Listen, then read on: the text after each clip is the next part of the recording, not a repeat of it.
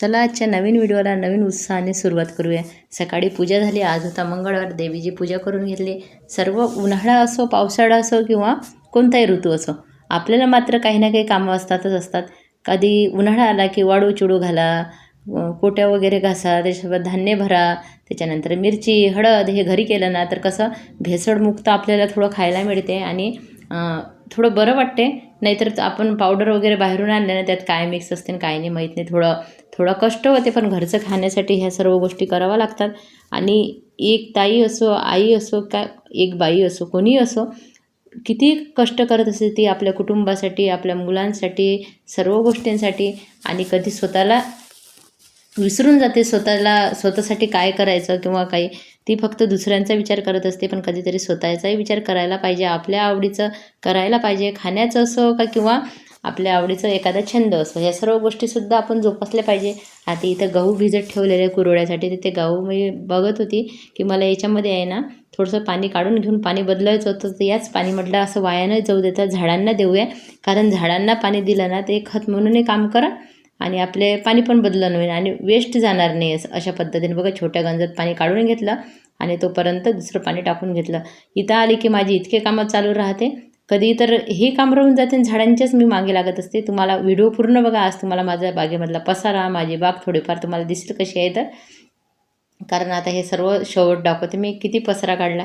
स्टोअरूम आवरायला काढली, धान्याच्या कोट्या खाली केल्या, स्टोअरूम साफ केली। आता ते सर्व लावायचं आहे। जमलं ना तर उन्हाळाही आपल्याला कमी पडेल कामाला करतो म्हटलं तर, पण सकाळी आणि लवकर कामं केले ना तर कामं खूप वेळेत होतात आणि एक वेळेत कामं झाले ना तर आपल्याला मनाला खूप छान असं प्रसन्न वाटते। नाहीतर तेच कामं दिवसभर करत राहतो आपण आणि कामच काही संपत नाही आणि काम काही केलेलं दिसत नाही, अशासारख्या गोष्टी असतात। पण आपण जर ठरवलं तर सर्व कामं व्यवस्थित करू शकतो आपण आणि व्यवस्थित सर्व काही होऊ शकतो। आणि आता तेच मी करत होती, मी बघत होती। इथं आली ना तर तेच सांगते, माझं हे राहून जाते आणि झाडांचं काम चालू होऊन जाते आणि मग त्याच्यामुळं थोडासा वेळ होतो, पण आनंद खूप मात्र मिळतो। आणि मला समाधान मिळालं या गोष्टीतून की आता बघा थोडीशी नेट वगैरे लावली, कुठे साड्या मी होते त्याचा प्रयत्न केला लावायचा।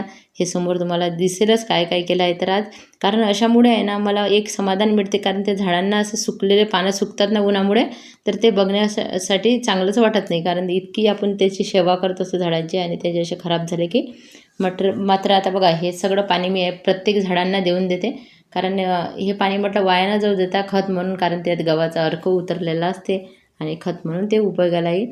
आणि त्याच्यानंतर मी आता तुम्हाला खाली आली होती आणि खाली बऱ्याच दिवसापासून हे उन्हाळी कामं सुरू आहे, त्याच्यामुळं पूसपास हे वगैरे होऊन नाही राहिलं, काही नाही कामं दररोज चालू राहते। खाली किराणा वगैरे घ्यायला गेले आणि पण एवढ्यात कामं करूनही उत्साह मात्र कायम आहे, वेळेत कामं होऊन राहिले म्हणून उत्साह कायम आहे। आणि त्याच्यासाठी मी सकाळीच स्वतःला सांगते की हे जे कामं केल्यावर जे समाधान मिळणार आहे ना ते वेगळं आहे। तसं केल्यामुळे काय होते, मोबाईल आपल्यापासून लांब राहते। नाहीतर बरेचदा असं वाटते आता त्याला सगळे गेले घरातून, आता थोडा वेळ मोबाईल घेऊ आणि 5 मिनटाचे 10 मिनटं आणि 15 मिनटं तेवढ्यापुरतं तर ते बरं वाटते पाहायला, पण नंतर त्या गोष्टी आपल्याला इतक्या कठीण जातात आपल्या घरातल्याच करायला। मग असं वाटतं की उगाच ते आपण काम केलं। बघा आता स्टोअरूम पूर्ण स्वच्छ केली आहे, फक्त एक ड्रम राहिला गव्हाचा खाली करायचा, बाकी बघा आता इकडे अशा पद्धतीने नेट लावून घेतली, पक्ष्यांचे दाणे पाणी ठेवले। त्याच्यानंतर बघा इकडे वाटरलेली कमळ, त्याच्यानंतर हे आपले झाडं काही तिकडे ठेवलेलं आहे, इकडे घासलेले आपल्या कोट्या आहे, स्टोअरूममधला हा पसारा आहे। त्याच्यानंतर इकडे बघा तुम्ही सर्व प्रकारचे काही झाडं आहे, काही मिरच्या, हळद आणि अशा पद्धतीने डाळी काही सुकायला ठेवलेलं आहे। आता पूर्ण डाळी परत सुकायचे आहे आणि एकदा व्यवस्थित कामं झाले, घर स्वच्छ झालं तर ते समाधान मिळते ना, ते खरंच खूप वेगळं असते आणि ते आपल्या प्रत्येकीला माहीत आहे। त्याच्यासाठी आपण धडपडत असतो व्यवस्थित कामं करायला आणि ते एकदा समाधान खूप जास्त छान असते। पण काही ना काही प्रेरणा पाहिजे माणसाला काहीतरी करण्याची, नवीन काहीतरी करण्याची, तेव्हाच आपण वेळेवर सकाळी जाग येऊ शकते आणि आपले कामं व्यवस्थित असू शकते। काहीतरी छंद तर असायलाच हवा, छंद नसेल तर जीवन निरसर वाटते आणि छंद जर असेल ना तर जीवनामध्ये नवीन उमेद निर्माण होते।